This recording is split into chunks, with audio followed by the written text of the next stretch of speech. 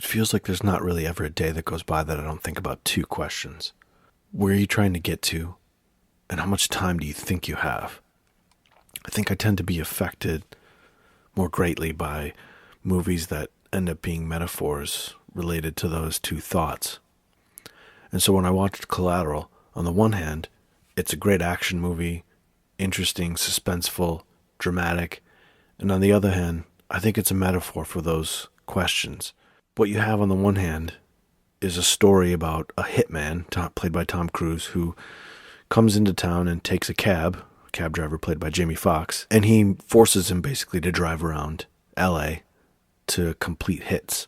So you have this interesting story, this drama, this intense action sequence, essentially. And on the other hand, you have a metaphor about the choices that we make and how much time we think we have, and specifically what we do with our lives. There's this scene that I think is maybe the most important in the whole movie, and it's really interesting. One of those kind of scenes where you turn up the volume and lean in. It's where they just did the fourth hit, and Tom Cruise and Jamie Foxx's characters get away after an intense nightclub shooting. And Jamie Foxx has basically had it with this hitman and says to him things like, "You don't even know what anyone else is thinking. You just killed people who had kids. What's wrong with you? Were you one of those institutionalized guys? I think you're real low, my brother." And Tom Cruise's response is really interesting. Now, at the beginning of this night, Tom Cruise, the hitman, learns the cab driver's story, which was he's been driving a cab for 12 years, saving up to buy a limousine so he could start his own limousine company. That's the goal of what he's doing. But Tom Cruise kind of gets a file on this guy that, 12 years is a long time to do a temporary thing. And he also notices that there's this phone number of a girl that he got earlier, and it's on his dashboard. And Tom Cruise says, "You going to call that girl?" And Jamie Foxx says, doesn't say yes right away. He kind of hesitates. And right there, that's pretty much all he needs to know. After Jamie Foxx questions his ability to understand humanity, Tom Cruise says, someday my dream will come, huh? One night you'll wake up and discover it never happened. It's all turned around on you. Suddenly you're old. Didn't happen. And it never will, because you were never going to do it anyway. You're pushing in a memory that zoned out in your Barca lounger, being hypnotized by daytime TV for the rest of your life. All it ever took was a down payment on a Lincoln Town car. Or that girl. You can't even call that girl. What the fuck are you still doing driving a cab? Now, the interesting thing to me is these two characters respect each other, I think. Jamie Foxx's character respects the hitman in some ways because he kind of doing the opposite of what he is. He's not in a cab every day. He's not saving up. He's not zoned out in a Barca lounger. He's out there living. He's doing terrible things, but he's out there experiencing the world. I think, and he gets things done. I think that's what he respects about him.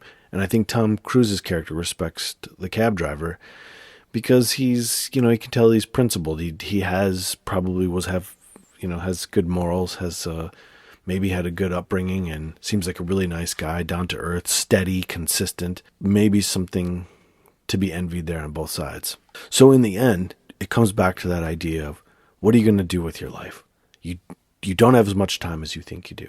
Here's a cab driver driving for 12 years, still saving money. Why is he holding on to that dream? Or why hasn't he moved on that dream?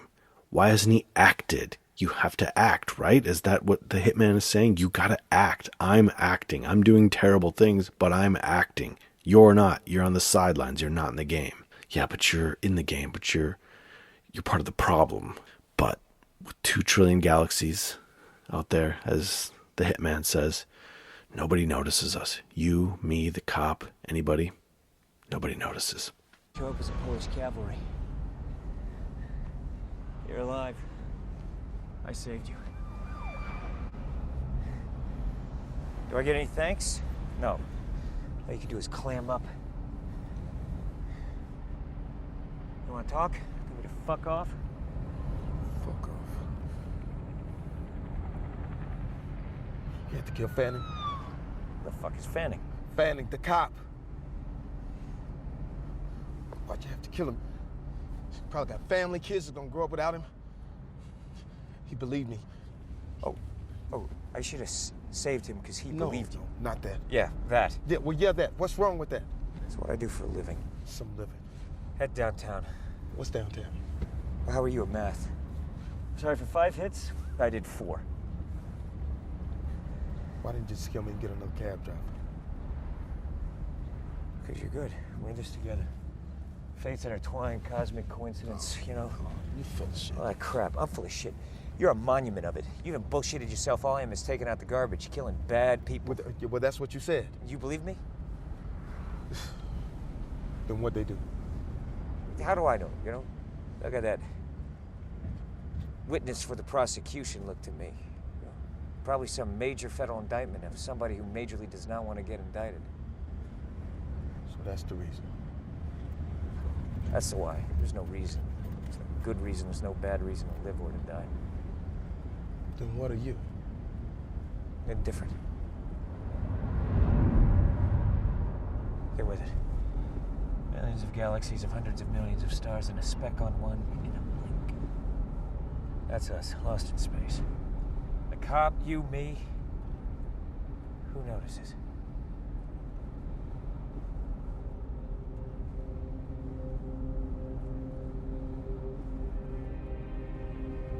What's with you? As in? As in, if somebody had a gun to your head and said, you gotta tell me what's going on with this person over here or I'm gonna kill you. What is driving him? What was he thinking? You know, you couldn't do it, could you? Because they would have to kill your ass because you don't know what anyone else is thinking. I think you're low, my brother, way low. Like, what were you, one of those institutionalized raised guys?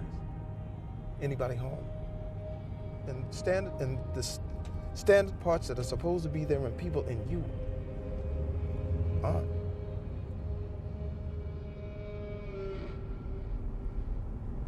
And why did you kill me?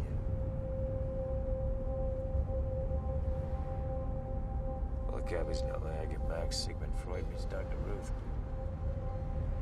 Answer the question. Look in the mirror.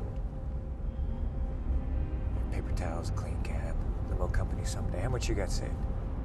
That ain't none of your business. Someday my dream will come. One night you'll wake up and you'll discover it never happened. It's all turned around on you. It never will. Suddenly you are old. It didn't happen. And it never will because you were never going to do it anyway. You're pushing in a memory that zone out in your Barco lounger, being hypnotized by daytime TV for the rest of your life. So don't you talk to me about murder. And all it ever took was a down payment on a Lincoln Town car for that girl you can't even call that girl. What the fuck are you still doing driving a cab?